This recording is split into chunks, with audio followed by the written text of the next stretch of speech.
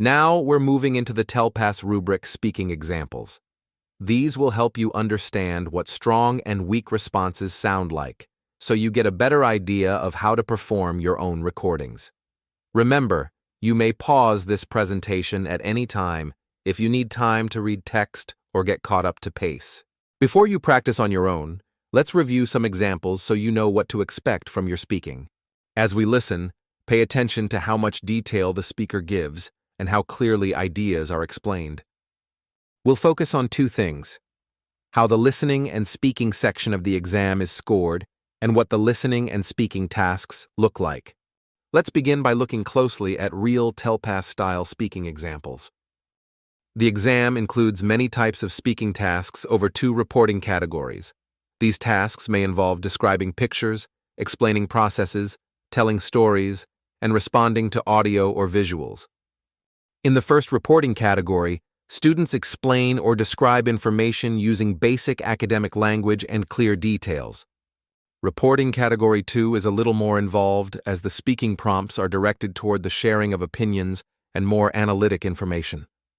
As to the format of the questions, you will see the question on the screen, and you will also be able to hear it in audio. You can then record, listen, and re-record according to the directions of the prompt. But remember, you may only record twice for each question. So be sure to pause, think about your response, and write down your response before you begin recording in order to minimize errors. Some questions are short and direct. These are worth 2 points and give you about 45 seconds to respond. Other questions are longer and more complex. These give you 90 seconds and ask you to explain, compare, or defend ideas. This is an example of a 4-point question. As you listen to the audio story being told, think about how well the speaker explains each step and connects ideas. Afterwards, you'll get a chance to review real student examples. The goal here is to notice how students respond to the prompt at varying levels. It's important to hear the difference between the quality of their recordings in order to earn the full points. Cocoa bean makes in order to find its way into the stores. The process of making chocolate is a delicious one, and it all starts with sourcing the perfect cocoa pods. Step 1 of the chocolate making process involves growing and harvesting cocoa pods. Chocolate begins on cocoa farms in hot, rainy places near the equator. Cocoa trees grow large pods directly on their trunks and branches. When the pods are fully ripe and turn yellow or orange, farmers carefully cut them off the tree using sharp tools. This careful work protects the tree and the beans inside. Step 2 is opening the cocoa pods. After harvesting, the farmers open the cocoa pods by hand. Inside each pod are many cocoa beans covered in a soft, white pulp. The beans are scooped out and placed into baskets or boxes. The pulp helps begin the next important step. Step 3 consists of fermenting the beans, as the cocoa beans are left to ferment for several days. They are covered with banana leaves or stored in boxes. During fermentation, the beans heat up and change color. This step helps remove bitterness and creates the rich chocolate flavor. Step 4 involves a crucial part of the chocolate-making process: drying the cocoa beans. After fermentation, the beans are spread out in the sun to dry.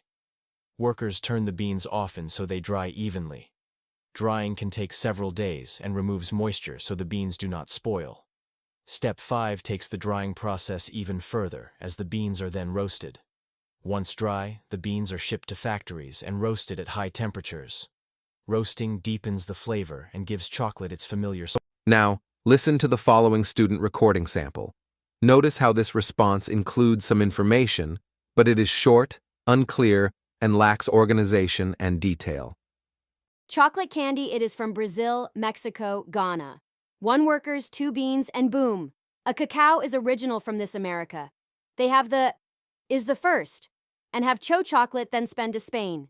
Then, Now listen to the following student recording sample that earns full points for their response. This response includes much more detail, clearer explanations, and shows an overall stronger understanding of the topic. Okay, so 3 steps I know about the process of cacao is they harvest the cacao pods and pick them out once they see they're ripe. But they don't use any machine because the machine can't, assume when they're ready. And then, also, I know that they open the pods and take the beans out and ferment them, and then once they're fermented for like a couple, I don't know, weeks or days, they're going to be dry, and then also they roast them to kill the bacteria and all that bad stuff that it brings with because you don't want to get sick or anything. Even with pauses or mistakes, the speaker still explains ideas much clearer than the first response and gives more complete information. TELPAS rewards clear explanations, not perfect English, so the details matter more than small grammar mistakes.